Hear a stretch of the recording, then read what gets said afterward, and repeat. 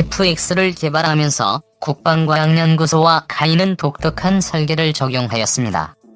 우선 라팔이나 F-18EF와 유사한 4.5세대 전투기를 목표로 개발을 시작했지만 향후 성능 개량을 통해 5세대 스텔스기로 발전할 수 있도록 초기부터 우수한 RAS 설계를 도입한 것입니다. KEFX를 위한 다단계 스텔스 전략 국방과학연구소와 카이의 계획은 KEFX 블록 1을 실전 배치한 이후 향후 블록 3 개량 사업을 통해 KEFX의 내장형 웨폰베이를 장착하고 램 도료와 기타 절연재료 등을 적용함으로써 5세대급 스텔스 전투기로 거듭나게 할 계획입니다.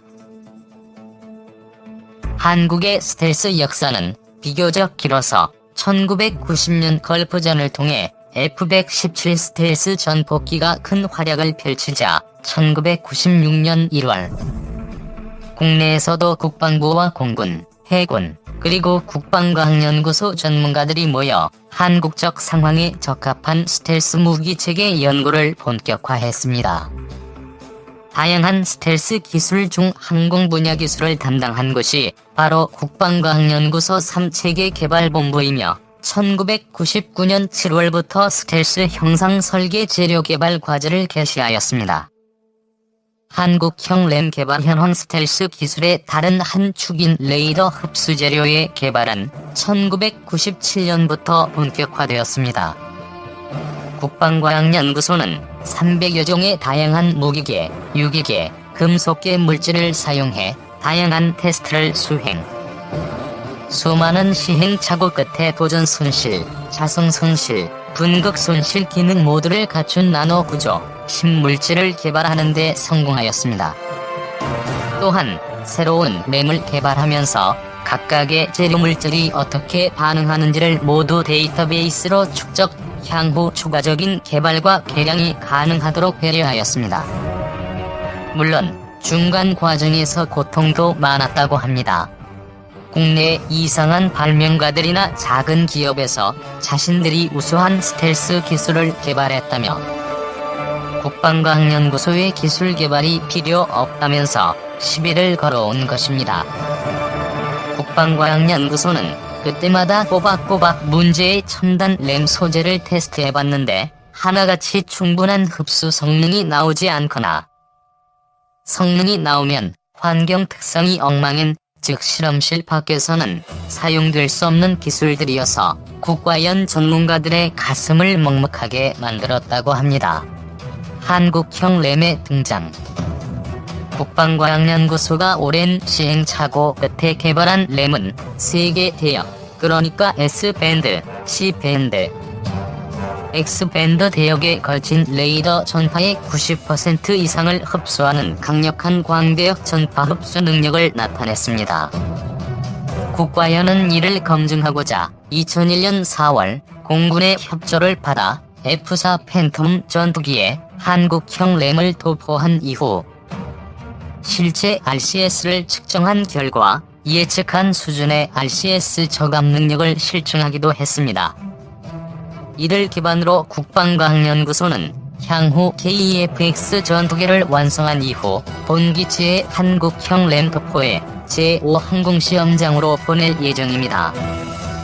이곳에 설치된 대형 특수환경시험장에서 극한의 환경에 노출시킴으로써 한국형 램의 내구성을 확인한 이후 신뢰성 평가를 통과하면 실제 KEFX 기체에 사용할 계획인 것입니다.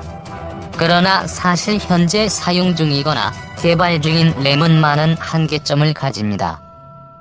현용 램 도료는 특별히 관리된 대형 항원 방섭 시설에서 전문가가 도료 형태로 천천히 도포해 층을 쌓아가는 형태기에 칠하기가 어려울 뿐만 아니라 지속적인 관리가 요구되기 때문입니다.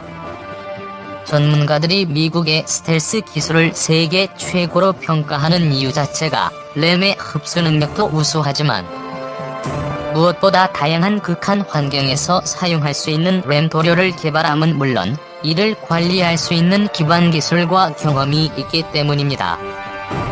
한국형 스텔스 메타 코팅? 요즘 핫한 스텔스 기술로 메타 물질이란 것이 등장했습니다. 국내에서도 2019년 첨단 국방산업전에 참가한 파동에너지 극한 제어 연구단을 통해 방위사업청이 지원한 연구 예산을 활용해 개발 중인 다양한 군사용 메타 물질이 공개되었습니다. 대표적으로 KEFX 전투기의 기체 표면과 조종석 유리창에 사용할 수 있는 메타 스텔스 물질이 공개되었기에 이를 소개해봅니다. 여기서 메타 물질이란 현존하는 물질의 형태와 구조를 인위적으로 변경함으로써 자연적인 물질에서 나오지 않는 특이한 성질을 발휘하도록 만들어낸 인공적인 물질을 의미합니다. 유연 메타 표면 흡수체.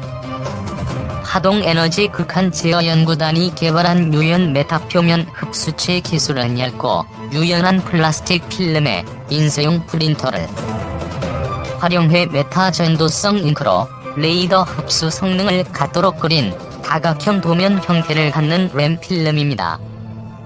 이렇게 스텔스 성능을 갖추도록 인쇄된 유연한 필름을 KEFX 전투기 표면에 붙이는 형태. 즉 자동차에 랩핑 필름을 붙이는 것처럼 부착함으로써 광대역 스텔스 능력을 발휘할 수 있습니다. 필름형 코팅의 장점은 기존의 램 도료처럼 특수하게 관리되는 전문 시설이 필요하지 않으며 투명한 플라스틱 필름을 사용하므로 외부 온도 변화, 특히나 비와 수분 등에 강할 것으로 예측되고 있습니다. 다만 아직 충분한 환경 체험은 아직 실행되진 않았다고 합니다. 그래서 파동에너지 극한 제어 연구단은 방위사업청의 자금 협력을 원하고 있었고 이에 2019년 전시회에 참가하였습니다. 연구진들은 스텔스 메타 코팅에 대한 X-쿠밴드 대역 반사파 측정 결과 무려 -40.7dB 수치, 즉 레이더 반사파가 1/1000까지 감소한 결과를 확보했다고 합니다. 이론적으론 KEFX가 가진 우수한 RAS 형상 설계에다 스텔스 메타 코팅이 적용된다면 충분히 5세대급 스텔스 성능을 발휘할 수 있다고 합니다. 그래핀 기반 전도성 코팅 재료 파동에너지 극한 제어 연구단은 그래핀 소재를 사용한 스텔스 유리, 전문적으로 전도성 코팅 재료도 함께 공개하였습니다. 스텔스 전투기의 경우 조종석에 탑승한 조종사의 헬멧이 전투기보다 훨씬 높은 레이더 반사 면적을 형성하므로 반드시 조종석 유리도 스텔스화될 필요가 있습니다. 최초의 스텔스기인 F-117이나 F-16을 보면 조종석이 황금색으로 빛나는 것을 볼 수 있는데 이는 얇은 금으로 조종석 유리 전체를 코팅했기 때문입니다. 금이 사용된 것은 도체 중의 전기 전도율, 즉 전도성이 가장 높기 때문이며 레이더판은 전도성이 높은 도체를 통과할 수 없기에 결국 열로 바뀌어 소멸하게 됩니다. 새롭게 등장한 F-22A나 F-35 스텔스 전투기, 중국의 J-20 스텔스 전투기의 조종석 유리는 보라색 혹은 파란색으로 빛나는데 이는 금보다 가시광선 투과율이 우수한 ITO 코팅을 새롭게 적용했기 때문입니다. 금은 전도성은 좋지만 가시광선 투과율이 상대적으로 낮은 문제가 있다고 합니다. KEFX의 선택은 ITO? 국방과학연구와 카이는 현재 KEFX를 위한 투명체 전도성 코팅 재료를 개발하고 있습니다. 개발 이유는 스텔스 성능을 달성함과 동시에 비행 중에 태양열이나 전투기 공력 가열로 생기는 열을 얇은 도체 필름으로 차단할 수 있기 때문입니다. 스텔스 효과도 상당해서 F-16의 경우에는 CD형 이후부터 제한적인 램프포와 조종석 유리에 대한 금 전도성 코팅을 적용해 RCS를 1에서 3제곱미터급으로 낮추었습니다. 이는 개발 단기부터 스텔스 설계를 적용한 타이푼이나 라팔과 같은 4.5세대 전투기와 동등한 스텔스 성능을 갖추게 되었음을 의미합니다. 국내 국가연과 카이가 개발 중인 전도성 코팅 기술도 항공기나 전자업계에서 널리 사용 중인 ITO 필름 코팅, 즉 아크릴 계열 투명 유리창에 10에서 20나노미터 두께의 ITO 필름을 코팅하는 기술입니다. 현재 국내 개발된 ITO 코팅의 성능은 X밴드 대역 주파수 대역에 대해 수직 입쇄된 레이더파에 대해서는 90% 이상, 경사 입쇄된 레이더에 대해 80% 흡수율을 달성하는 수준이라고 합니다. 그래핀 전도성 코팅 재료. 하동에너지 극한 제어 연구단은 KFX를 위하여 신소재인 그래핀을 사용한 전도성 코팅 재료를 제안하고 있었습니다. 왜 그래핀을 사용할까요? 인공적으로 만들어진 탄소원자 구조물인 그래핀은 스텔스 성능의 핵심인 전도성이 구리보다 100배 이상이며 전투기 공력 가열로 생기는 열을 차단하는 척도인 열전도성의 경우에도 최고의 열전도성을 자랑하는 다이아몬드보다 2배 이상 높다고 합니다. 무엇보다 가시광선에 대한 흡수량이 아주 낮아 550나노미터의 파장을 기준으로 가시광선에 대한 투과율이 97.7%이나 되어 기존의 ITO 코팅과 비교하지 못할 정도로 우수하다고 합니다.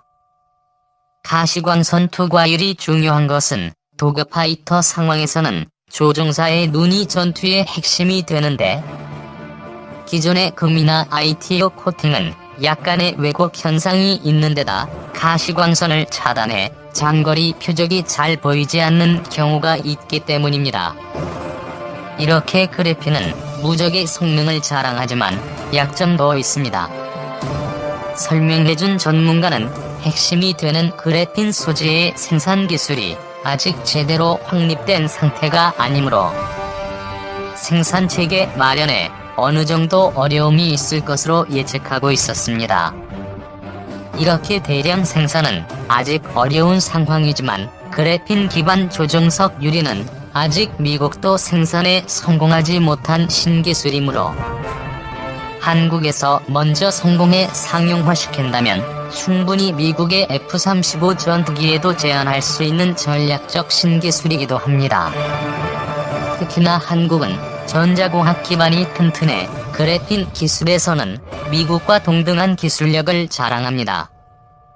역시나 파동에너지 극한 제어 연구단은 환경시험과 그래핀 양산기술 확립을 위한 방위사업청의 자금적인 지원을 바라고 있었고 아주 가치 있는 기술이라고 생각됩니다.